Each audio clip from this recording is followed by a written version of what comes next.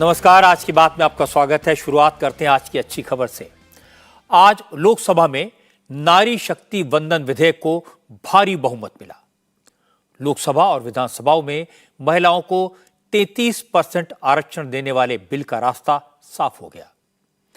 लोकसभा में महिला आरक्षण बिल लगभग सर्वसम्मति से पास हुआ, लेकिन इसे मुद्दा बनाकर जातिगत जनगणना और पिछड़े वर्ग के वोट बैंक की सियासत भी शुरू हो गई।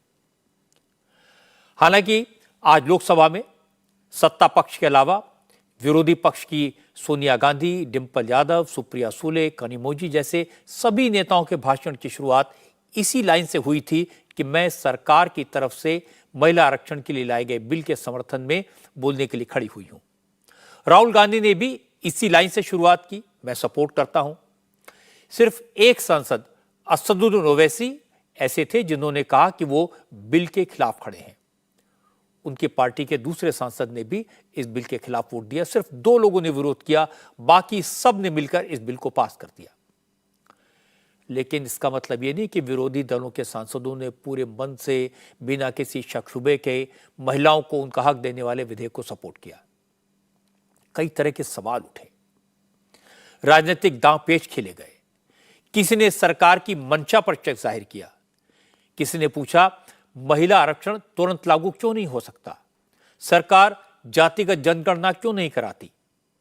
किसी ने पिछड़े वर्ग की महिलाओं को आरक्षण देने की मांग की, किसी ने मुस्लिम महिलाओं को रिजर्वेशन देने की वकालत की, किसी ने कहा यह बिल सिर्फ चुनावी शिगुफा है, होगा कुछ नहीं।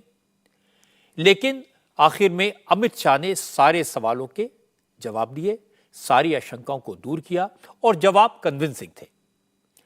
जो सियासी चालें थी उनको भी आज अमित शाह ने बेनकाब कर दिया।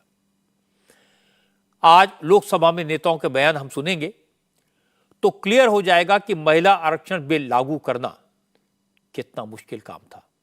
यह मामला 27 साल से क्यों लटका हुआ था। नरेंद्र मोदी की सरकार ने जो बिल पेश किया है उसमें कहा गया कि नारी शक्ति वंदन बिल पार्लियामेंट से पास होने के बाद जनगणना होगी, सेंसस होगा और फिर डीलिमिटेशन कमीशन बनेगा। यह कमीशन तय करेगा कि लोकसभा और विधानसभाओं की कौन कौन सी सीटें महिलाओं के लिए रिजर्व की जाए। बिल के इसी क्लॉज को लेकर विरोधी दलों के नेताओं ने काफी शोर मचाया, सरकार की नीयत पर सवाल उठाए।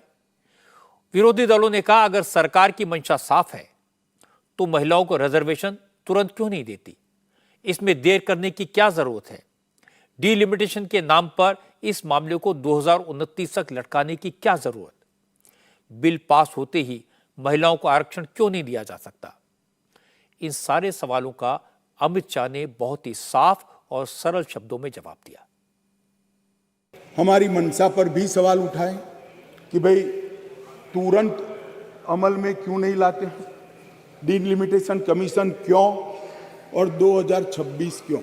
अभी जो संविधान संशोधन आया है इसमें आर्टिकल 330A और आर्टिकल 332A इसके माध्यम से वुमेन रिजर्वेशन का प्रोविजन हमने किया है और इसी के साथ साथ तीनों कैटेगरी में, सामान्य कैटेगरी में, SC कैटेगरी में और ST कैटेगरी में वर्टिकल रिजर्वेशन देकर 1/3 सीटों को महिलाओं के लिए, माताओं के लिए आरक्षित करने का काम ये संविधान संशोधन जो मेघवाल जी लाए हैं उसको लेकर आए हैं। मान्यवर, अब डीलिमिटेशन कमीशन को पहले हम समझ लें। डीलिमिटेशन कमीशन हमारे देश की चुनाव प्रक्रिया को निर्धारित करने वाली एक महत्वपूर्ण इकाई का कानूनी प्रावधान है और वो अपॉइंटमेंट से होती है, मगर वो क्वासा जुडिशियल प्रोसीडिंग्स होते हैं। इसकी अध्यक्षता सुप्रीम कोर्ट के रिटायर्ड जज करते हैं।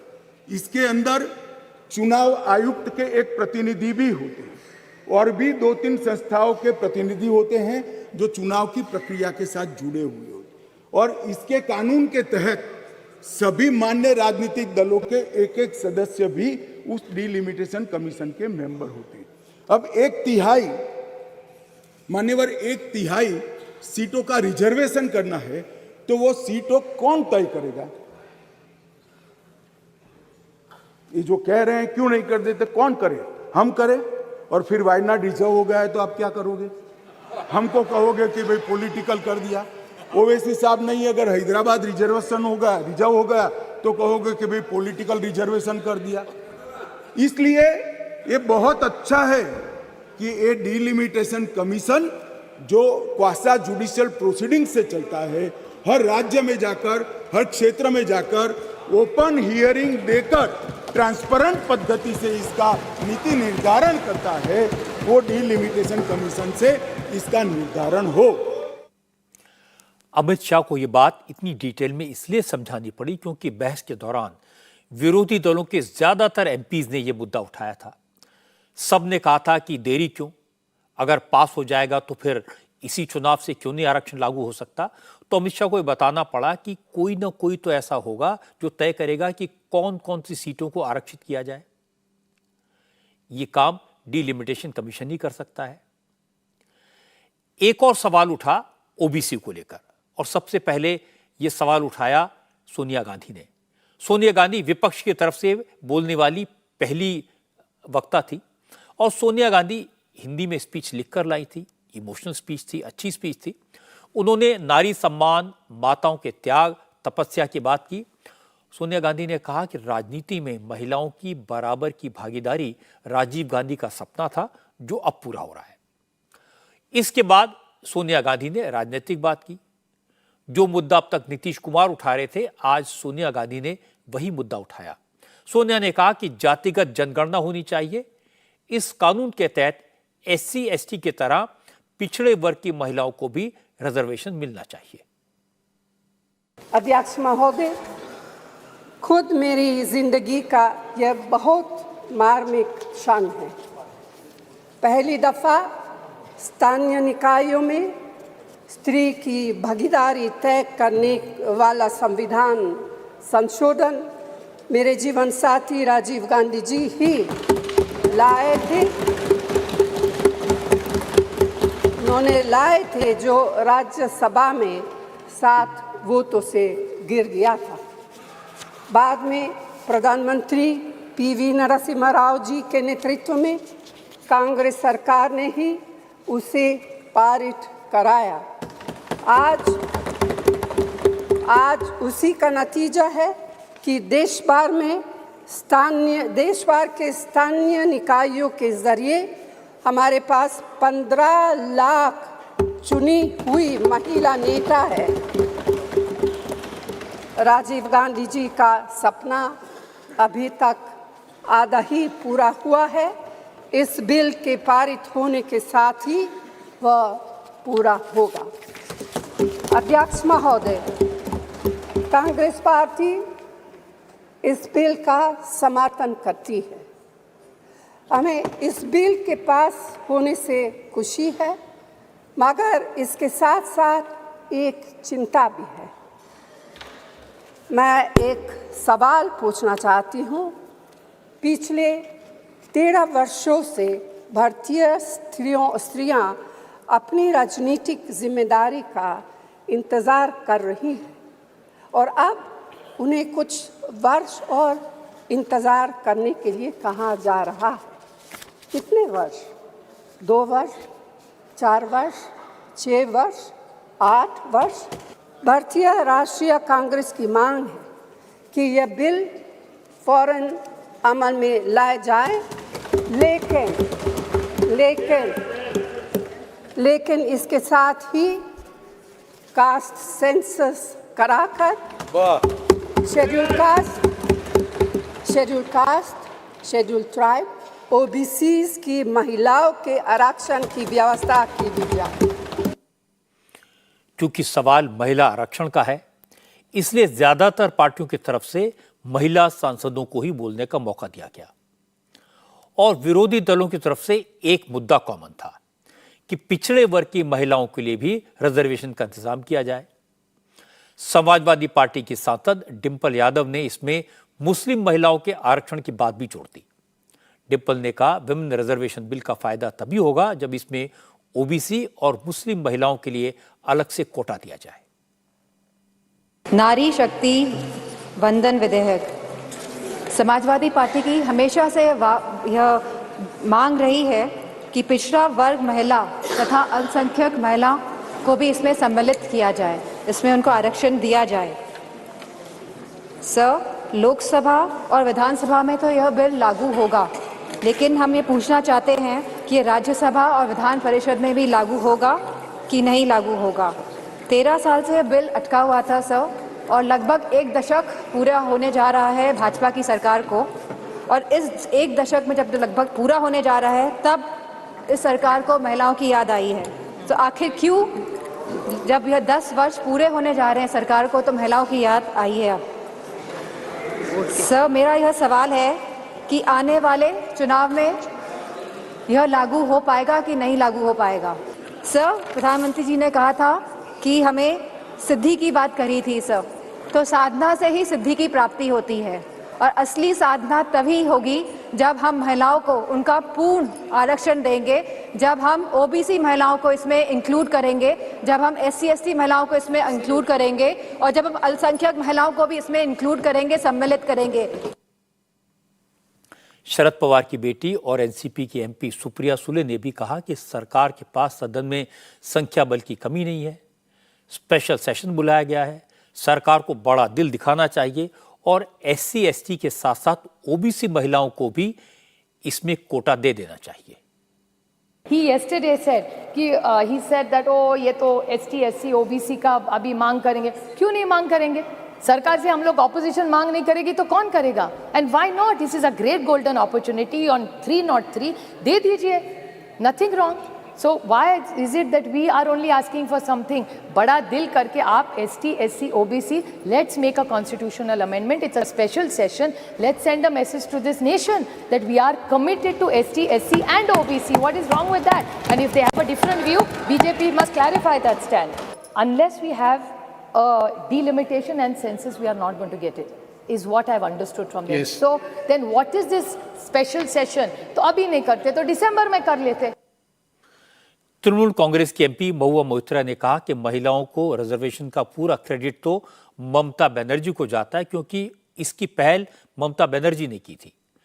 महुआ ने कहा कि ममता ने सबसे ज्यादा महिला सांसदों को लोकसभा में भेजा, लेकिन बीजेपी सिर्फ बिल पास करा के चुनावी फायदा लेना चाहती है, इसे लागू कब करेगी ये पता नहीं।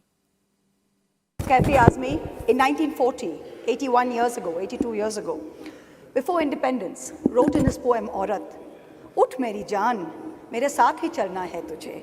जन्नत एक और है जो मर्द के पहलू में नहीं, उसकी आज़ाद रविश पर भी मचलना है तुझे। बन के तूफान छलकना है, उबलना है तुझे। उठ मेरी जान, मेरे साथ ही चलना है तुझे। We are being asked time and again, do we support the women's reservation bill? Trinamool Congress इस बिल को सपोर्ट करेगा या नहीं? BJP's liaison members are reaching out to us, calling us, asking us to support this bill wholeheartedly. No ifs, no buts, pura support, please kijiye. To them we say very clearly, we not only support a women's reservation bill, but in truth it is Mamata Banerjee, India's only female chief minister today, who is the mother of this bill. Honorable Prime Minister, this is your moment to really show us all कि मोदी है तो मुमकिन है। Implement the reservation bill immediately. Send 33% women to parliament in 2024 from the BJP, the way our party has done. दिल के बहलाने का सामान ना समझा जाए, हमको अब इतना भी आसान ना समझा जाए। हम भी लोगों की तरह जीने का हक मांगते हैं, इसको बगावत का ऐलान ना समझा जाए। क्योंकि बहुत सारे MPs ने बार बार पिछड़े वर्ग की महिलाओं का सवाल उठाया, अमित शाह ने इस मुद्दे पर सरकार की मंशा साफ की। अमित शाह ने बताया कि बिल में क्या क्या प्रोविजंस हैं और सरकार की क्या क्या लिमिटेशंस हैं। अमित शाह ने कहा, संविधान में जो मौजूदा प्रावधान है उसके मुताबिक महिलाओं के आरक्षण में भी हर कैटेगरी को रिजर्वेशन मिलेगा।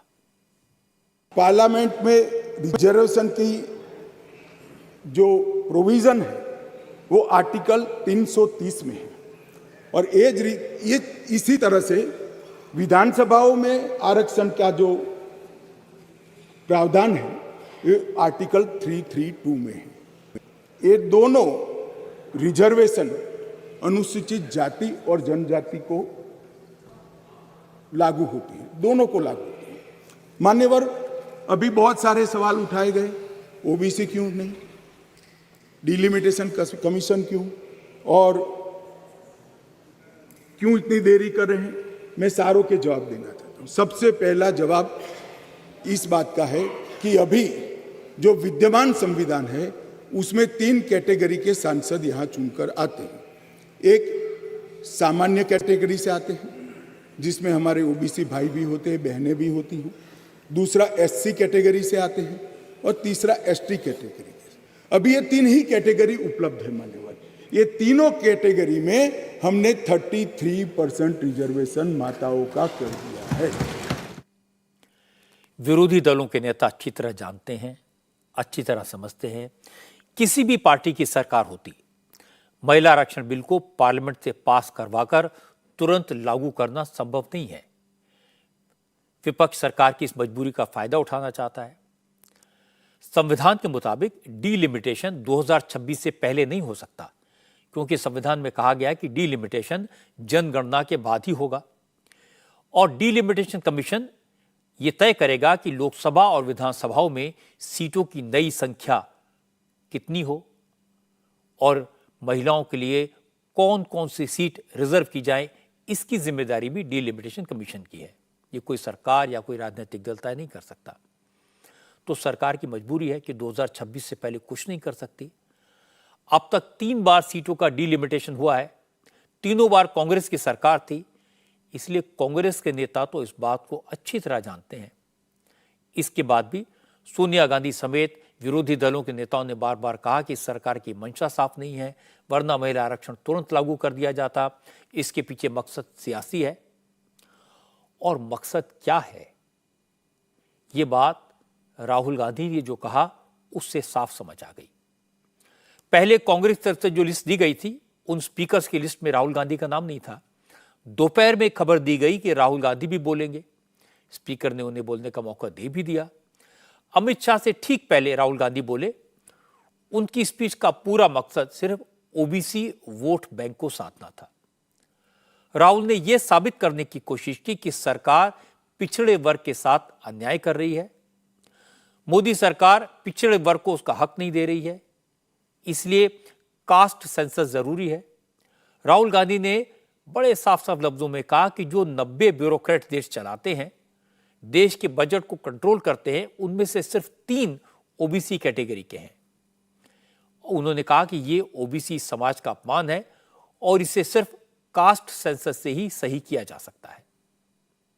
हमारे जो इंस्टीट्यूशंस हैं उनमें ओबीसी की भागीदारी कितनी है, यह सवाल मैं पूछ रहा था और मैंने अलग अलग इंस्टीट्यूशंस में थोड़ा रिसर्च किया।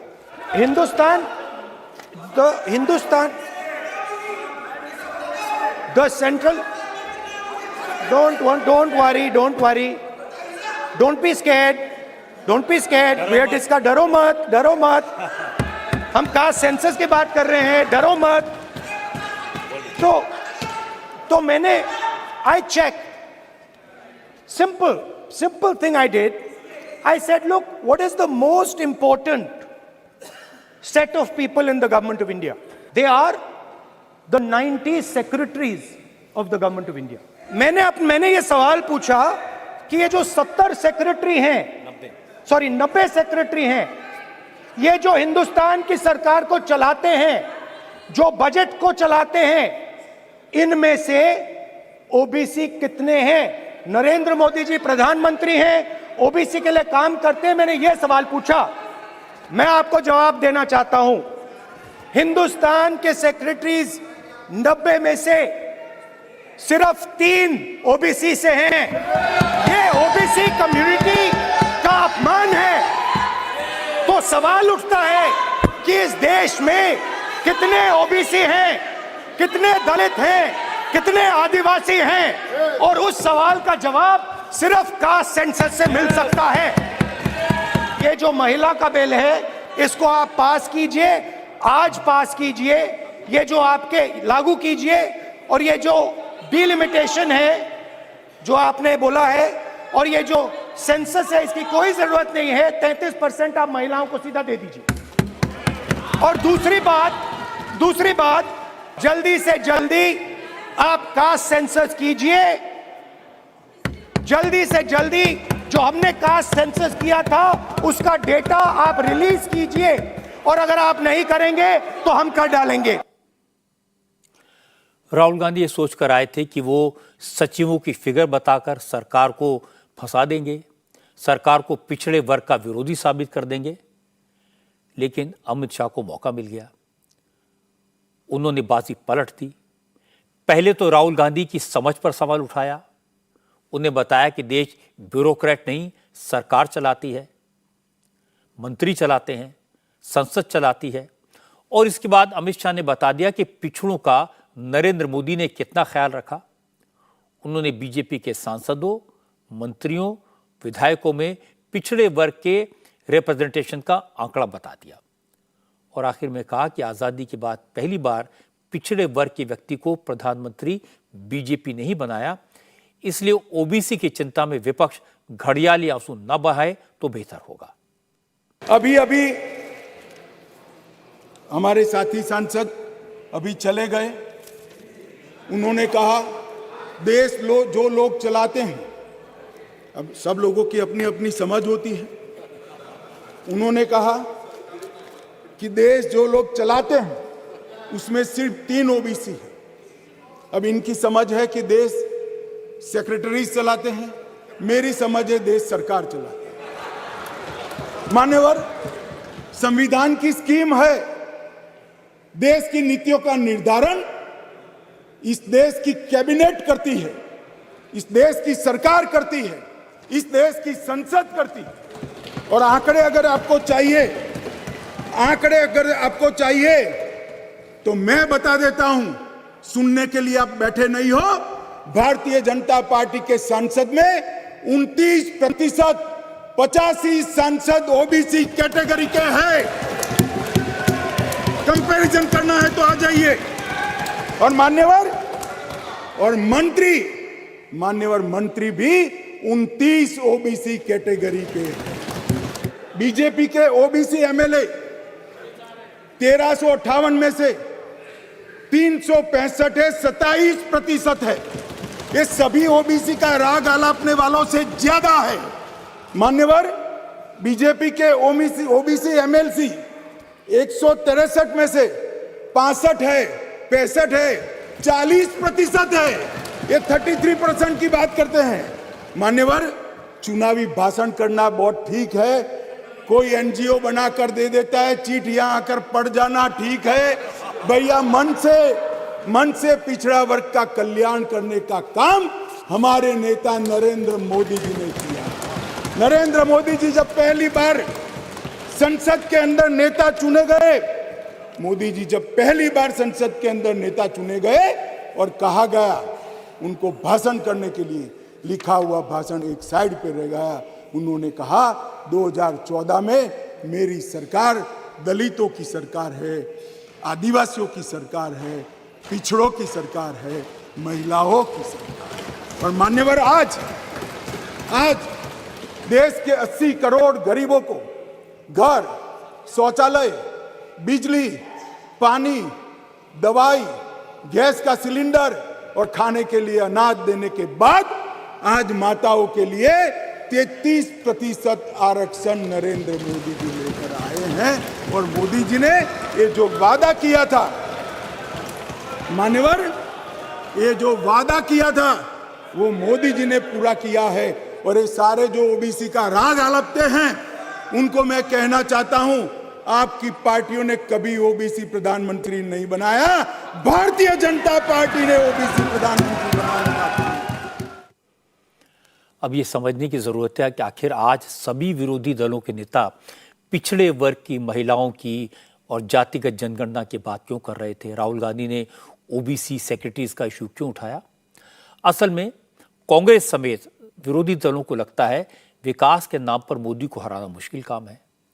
गरीब कल्याण योजनाओं के मुकाबले में वो कहीं नहीं ठहर पाएंगे। मोदी पर करप्शन का इल्जाम चिपक नहीं सकता। हिंदू मुसलमान की बात करके मोदी को घेरा नहीं जा सकता।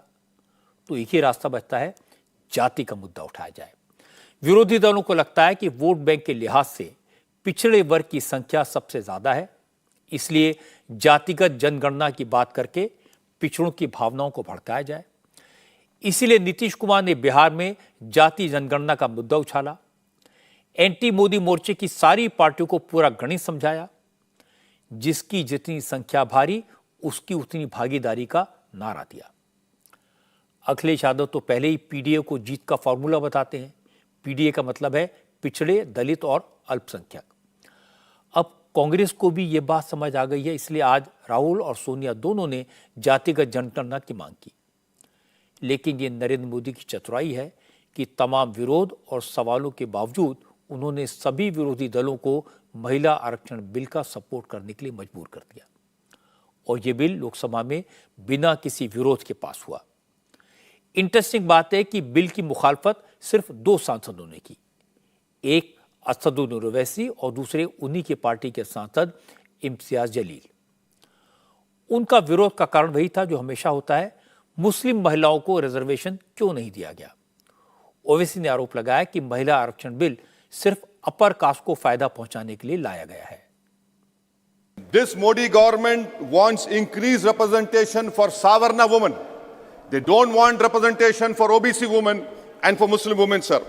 690 women MPs have been elected till the 17th Lok Sabha, and out of the 690, only 25 have come from the Muslim community. And when I hear that no reservation cannot be given on religious grounds, what is 1950 presidential order?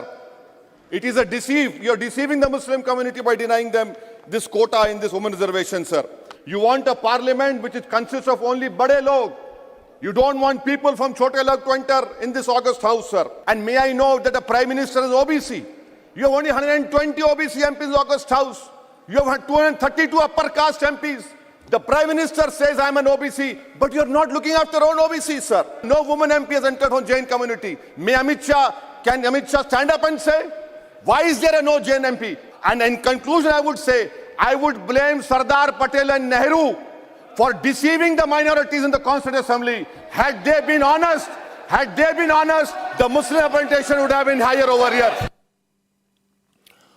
Owaisi की party को छोड़कर महिला आरक्षण कानून को लोकसभा में लगभग सारे सदस्यों का सपोर्ट मिला। 456 में से 454 एमपीज ने बिल का समर्थन किया, सिर्फ 2 वोट विरोध में पड़े। असल में कोई भी पार्टी देश की आधी आबादी को नाराज करने का रिस्क नहीं ले सकती। सबने अपना अपना सियासी फायदा देखा, लेकिन सबने इल्जाम लगाया कि नरेंद्र मोदी ये कानून राजनीतिक फायदे के मकसद से लाए हैं। लेकिन आज अमित शाह ने बताया कि मोदी का महिलाओं के प्रति कमिटमेंट कोई आज का नहीं है।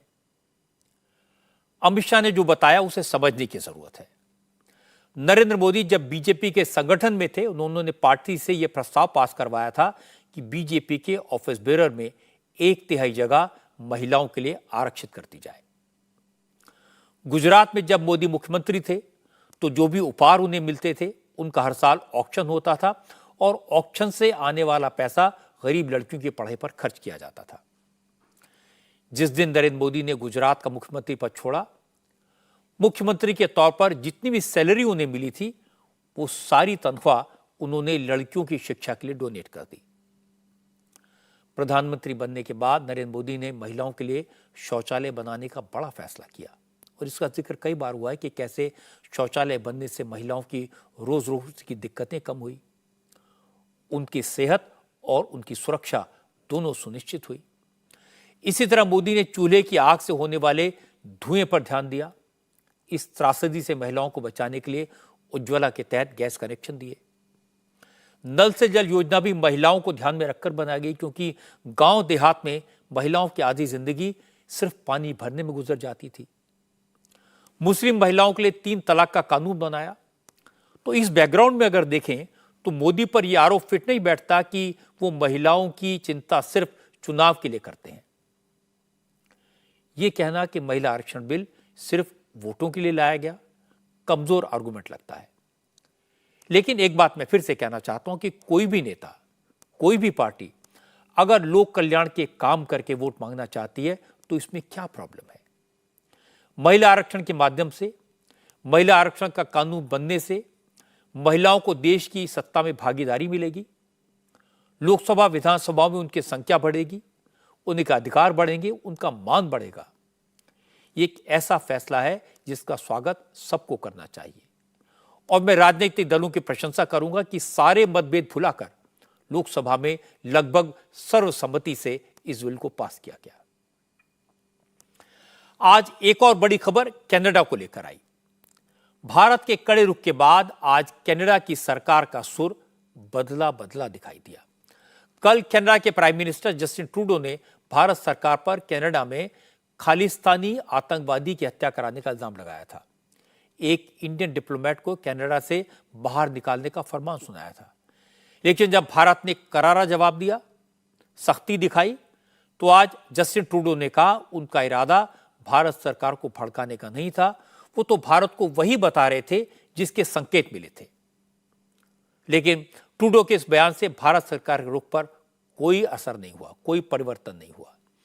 आज प्रधानमंत्री नरेंद्र मोदी ने विदेश मंत्री एस जयशंकर से मामले का पूरा अपडेट लिया, national security adviser Ajit Doval से बात की और इसके बाद विदेश मंत्रालय की तरफ से कनाडा में रहने वाले भारतीयों के लिए एक एडवाइजरी जारी की गई, जिसमें कहा गया कि कनाडा में रह रहे भारतीय और वहां जाने की प्लानिंग कर रहे लोग सतर्क रहें, सावधान रहें, क्योंकि कनाडा में भारतीय डिप्लोमेट्स और भारतीय मूल के कुछ लोगों को धमकी दी गई है।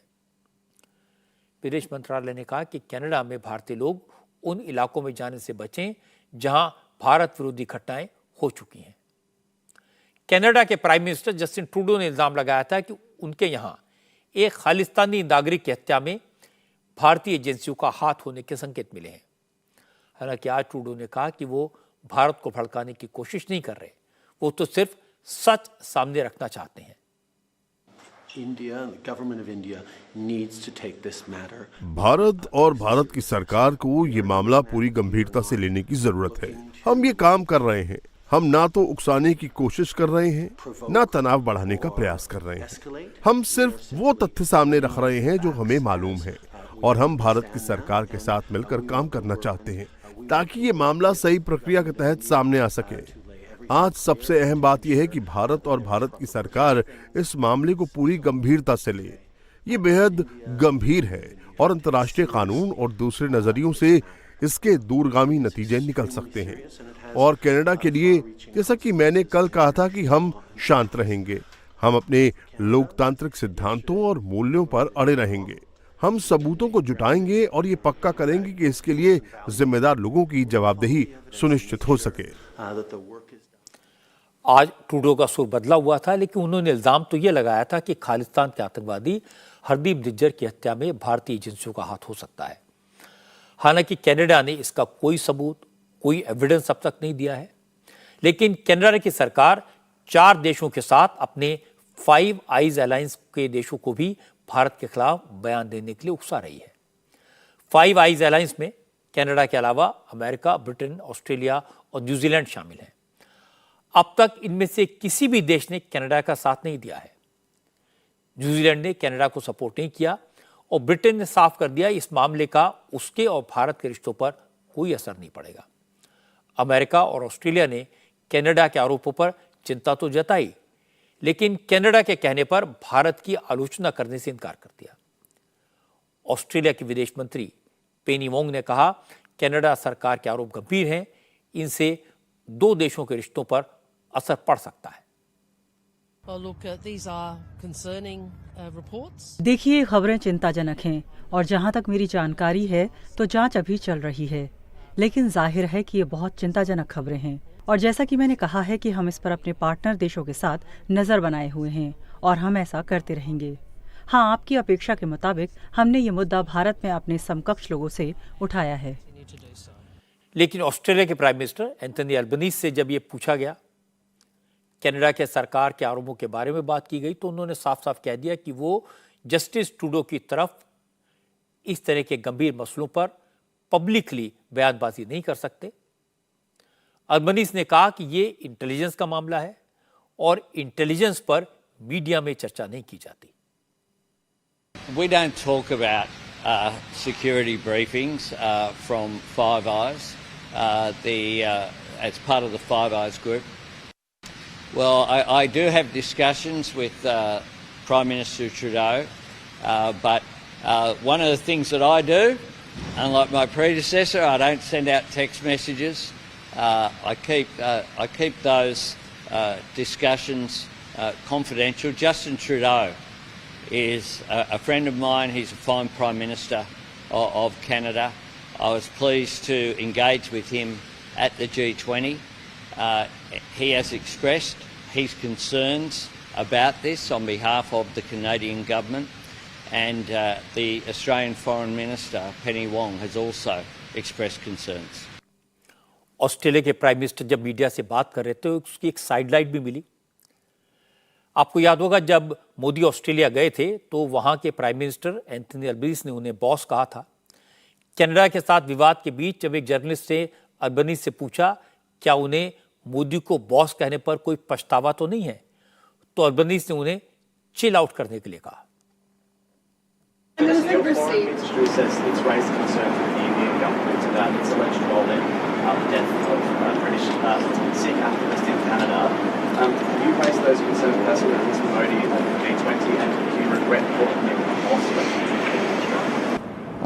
Seriously, you should chill out a bit. You know, we're at a venue where Bruce Springsteen played the last time I was there, and I made the point that the reception he got from the community, which was a very broad-based community, were there from the Indian diaspora, welcomed him very strongly. It's as simple as that. So I welcomed Prime Minister Modi to Australia, as I welcome other guests to Australia as well. I don't talk about Five Eyes intelligence at a press conference, funnily enough. That's why it's called intelligence, is because we don't speculate on what the intelligence is. Hardeep Nijjar के मामले में America ने भी Canada का साथ देने से साफ इनकार कर दिया। अमेरिका फाइव आइज अलायंस का हिस्सा है, लेकिन भारत में अमेरिका के राजदूत एरिक गारसेटी ने कहा कि उनका देश इस मामले में बस इतना ही कहेगा कि सच सामने आना चाहिए। देखिए, मैं किसी और देश के नेता से ये नहीं कहूंगा कि वो क्या करें। कनाडा हमारी करीबी दोस्त, साझेदारी और सहयोगी है, और वो हमारा उत्तरी पड़ोसी भी है। हम कनाडा का भी उतना ही ख्याल रखते हैं जितना भारत का। मुझे लगता है कि ऐसी घटनाओं से हमारे रिश्ते परिभाषित नहीं होते, लेकिन ऐसी घटनाओं से हमारी दोस्ती का सफर धीमा जरूर हो सकता है। लेकिन अभी इस मामले की जांच चल ही रही है, और मुझे उम्मीद है कि इस घटना के लिए जो लोग भी जिम्मेदार हैं उनके साथ न्याय होगा। तो हमें हड़बड़ी में किसी भी नतीजे पर पहुंचने से पहले जांच पूरी होने और उसके नतीजे आने का इंतजार करना चाहिए। लेकिन एक्सपर्ट्स मानते हैं कि कनाडा की सरकार वोट बैंक के लिए आतंकवाद को बढ़ावा देने का खतरनाक खेल खेल रही है। डिफेंस एक्सपर्ट सुशांत सरीन ने कहा कि कनाडा ने भारत पर बिना सबूतों के इल्जाम तो लगा दिया, लेकिन ये ठीक नहीं है। सुशांत सरीन ने कहा कि कनाडा को एक आतंकवादी हत्या के पीछे इंटरनेशनल साजिश दिख रही है, लेकिन वहां जो भारत विरोधी गतिविधियां चलती हैं वो कनाडा की सरकार को दिखाई नहीं देती। कोई पुख्ता सबूत तो कनेडियन साइड ने दिए नहीं है। आप जिस शब्दावली का इस्तेमाल किया गया है वो ये है कि हमारे पास क्रेडिबल एलिगेशन, मतलब कि एक आरोप लगा है उसको हम क्रेडिबल मानते हैं। ठीक है, एक आरोप है ना, आप उसके बेसिस के ऊपर आप ये कहते हैं कि कुछ लिंक्स हो सकते हैं भारतीय अधिकारियों के साथ, उसके ऊपर आप ये इतना बड़ा आप बयान दे देते हैं, दाग देते हैं। आपकी जो विदेश मंत्री हैं वो ये कहती, वो भी इसी टाइप की बात करती हैं। फिर ये बात करते हैं कि हमारे पास इंटेलिजेंस है।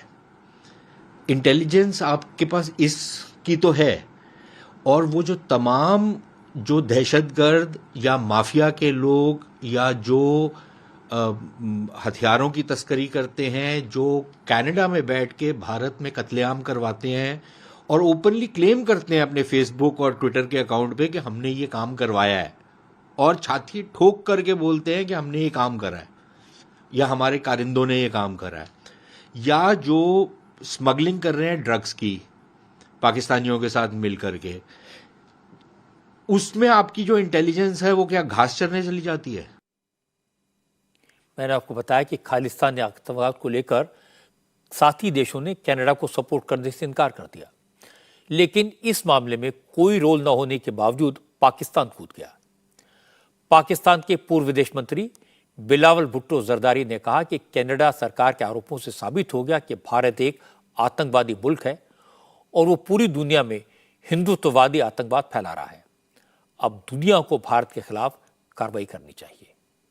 कल एक खबर आया था जो मेरे ख्याल में बहुत अहम है और उसको ज़्यादा जगह हमारा मीडिया में मिलना चाहिए। हमारा जो इंटरिम फॉरेन ऑफिस है उसको ना सिर्फ नोट करना चाहिए, इस पर आप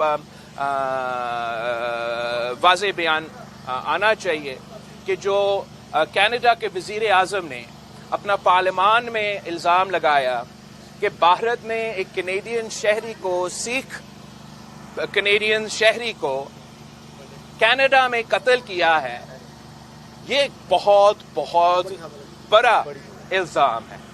और मेरा ख्याल में दुनिया के सामने अब भारत जो है वो एक्सपोज हो चुका है।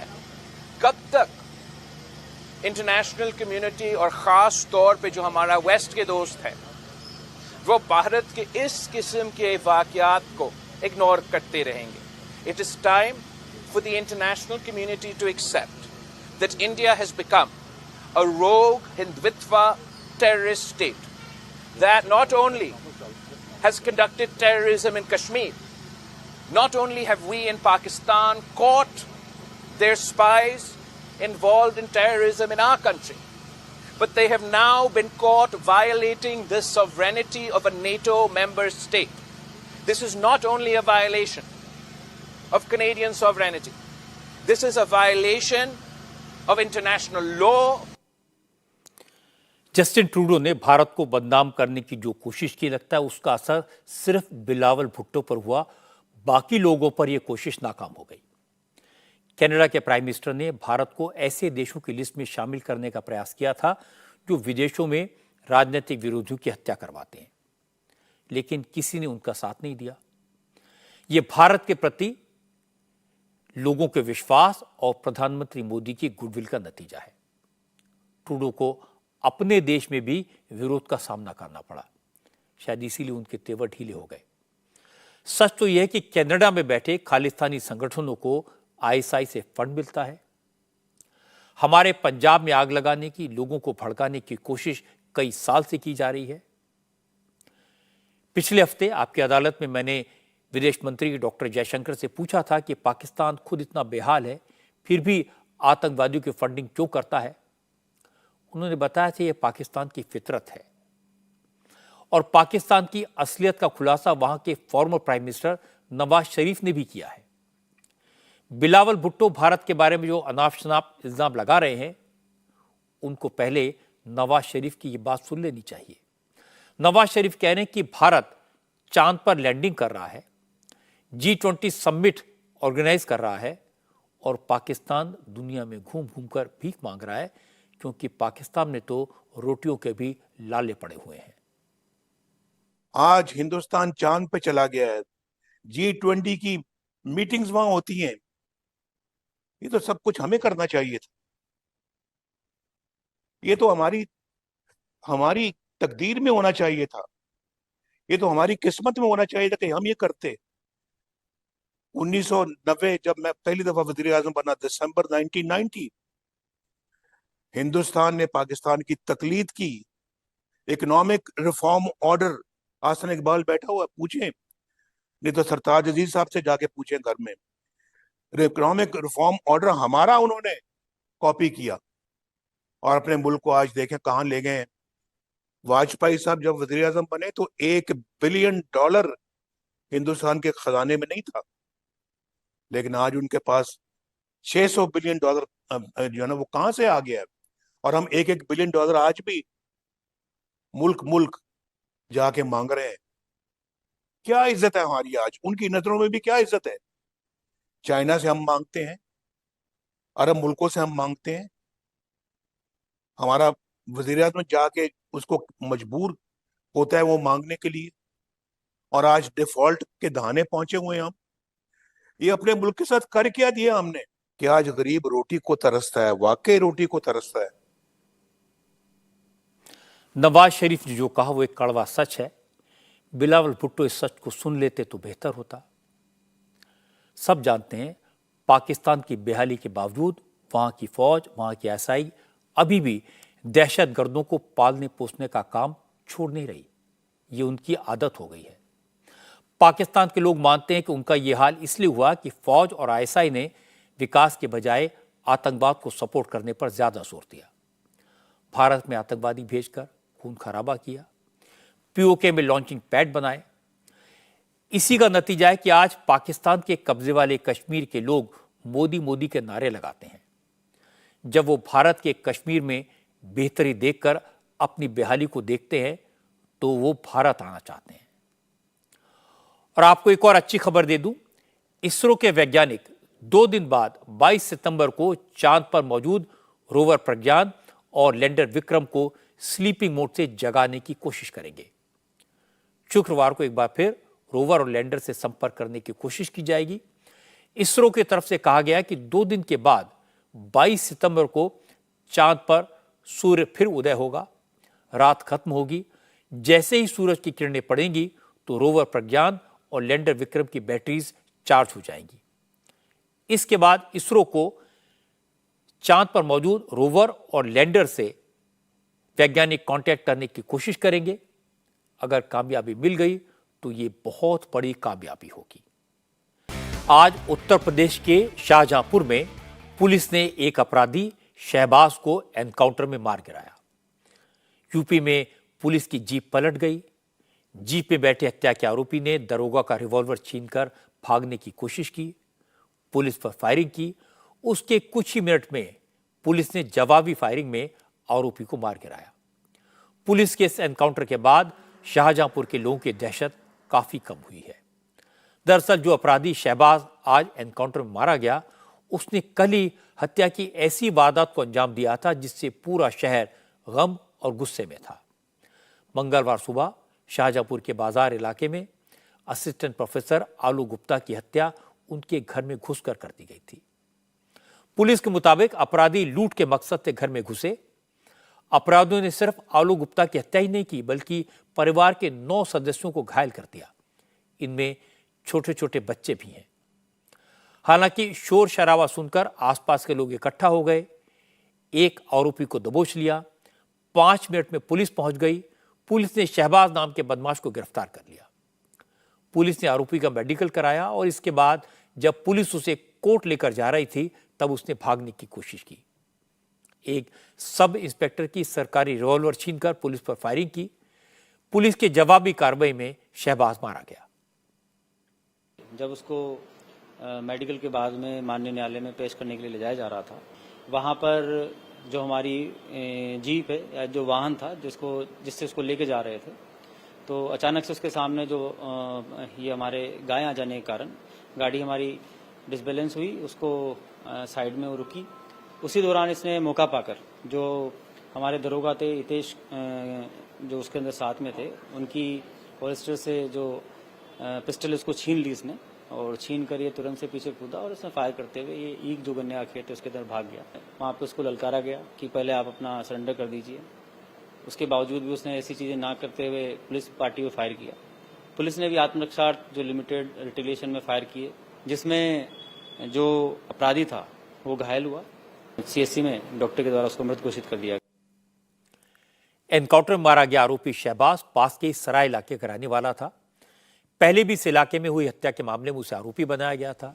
उस केस में वो छूट गया था, लेकिन जिस तरह कल आलू गुप्ता की हत्या हुई, उनके परिवार पर हमला हुआ, उसके बाद लोग सड़कों पर उतर आए। पुलिस को फोर्स बुलानी पड़ी। इस मामले में पुलिस ने शहबाज को तो मौके से गिरफ्तार कर लिया। उसकी निशानदेही पर एक और आरोपी को भी पकड़ा। अब जब शहबाज को पुलिस ने एनकाउंटर मार गिराया तो लोगों ने कहा पुलिस ने जो काम किया अच्छा किया, शहबाज को ऐसी ही सजा मिलनी चाहिए थी। शोर शराबा सुना तो मैं अपने घर से भागा। तो जब मैं भाग के आया तो मैं बाहर जब आया तो वो यहाँ से कूदा और इस साइड में कूदा था। उसको घेर दिया गया था। अन्य लोग भी मोहल्ले को उठ गए थे तो वो घेर का यहीं पे पड़ा हुआ था। तो उतने में फिर थाने वाने फोन किया गया, तो 5 मिनट में फोर्स आ गई। किसी को किसी की जान लेने का हक थोड़ी ना, कोई किसी की जान लेगा तो अपनी जान से भी हाथ धोएगा। जो पुलिस ने कार्रवाई करी, अच्छी करी कार्रवाई है, करना ही चाहिए जी, ताकि क्राइम खत्म हो। शहबाज और उसके साथियों के हमले में प्रोफेसर आलू गुप्ता की मौत हो गई, जबकि उनकी वाइफ खुशबू जख्मी हुई है। आज खुशबू ने कहा कि अपराधी उनके घर में लूटपाट के लिए नहीं, हत्या के इरादे से घुसे थे। हम लोग अपने कमरे में लेटे थे और वो अचानक जाने कहां से आ गया और हमला कर दिया। हमारे हस्बैंड को पूरा चाकू से काट डाला और ऐसा लगता है कि वो कत्ल के इरादे से घुसा था। उसने एक बार भी नहीं कहा कि सामान निकालो। अगर कुछ भी जेवरात मांगता तो हम तुरंत दे देते, लेकिन उसने हमसे कुछ नहीं मांगा। वो इन्हें मारता ही रहा। चूंकि पुलिस की जीप पलटी, फिर हत्या के आरोपी शहबाज ने भागने की कोशिश की, एनकाउंटर में मारा गया, तो पुलिस के एक्शन पर सवाल उठे। कुछ लोगों ने एनकाउंटर को फर्जी बताया, लेकिन यूपी के special DGP law and order Prashant Kumar ने कहा, एनकाउंटर सरकार की पॉलिसी नहीं है, लेकिन अगर अपराधी पुलिस पर हमला करता है, पुलिस जो भी कर रही है वो कानून के मुताबिक कर रही है। इसके बाद प्रशांत कुमार ने कहा कि चाहे कुछ भी हो जाए, अपराध और अपराधियों के खिलाफ योगी सरकार की जीरो टॉलरेंस की नीति जारी रहेगी। इनकाउंटर कभी भी सरकार की पॉलिसी नहीं रही है। जब इस तरह की जघन्य घटनाएं होती हैं जहां अपराधी या अपराधियों के हौसले इतने बुलंद होते हैं कि गिरफ्तारी के दौरान या गिरफ्तारी के बाद भी वो पुलिस पे अटैक करके भागने की कोशिश करते हैं, तो आवश्यक बल उपयोग करके उनको नियंत्रित किया जाता है।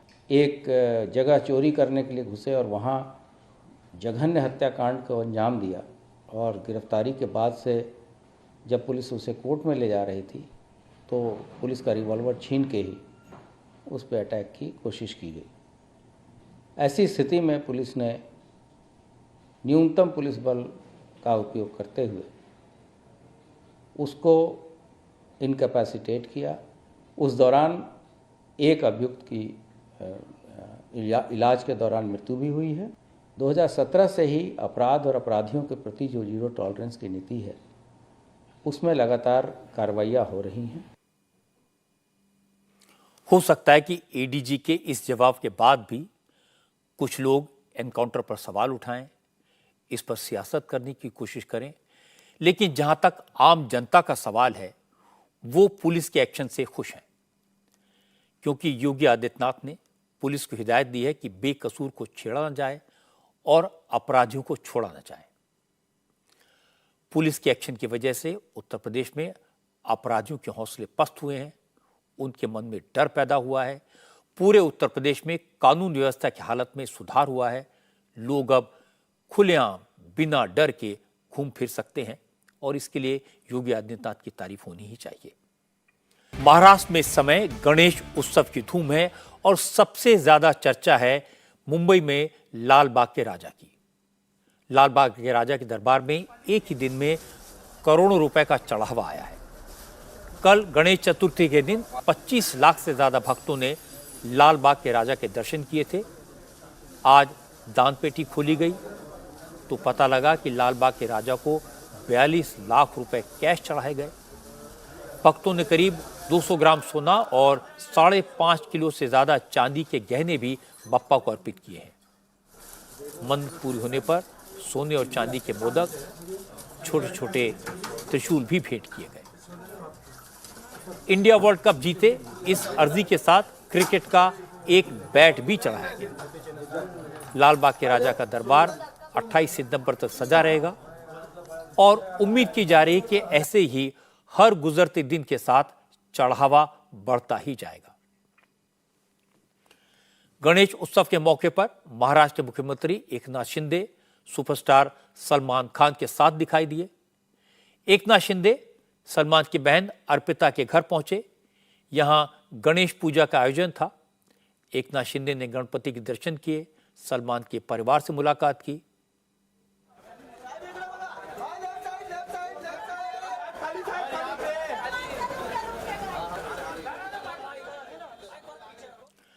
आज की बात में इतना ही और मेरी आपसे अगली मुलाकात होगी कल रात 9 बजे।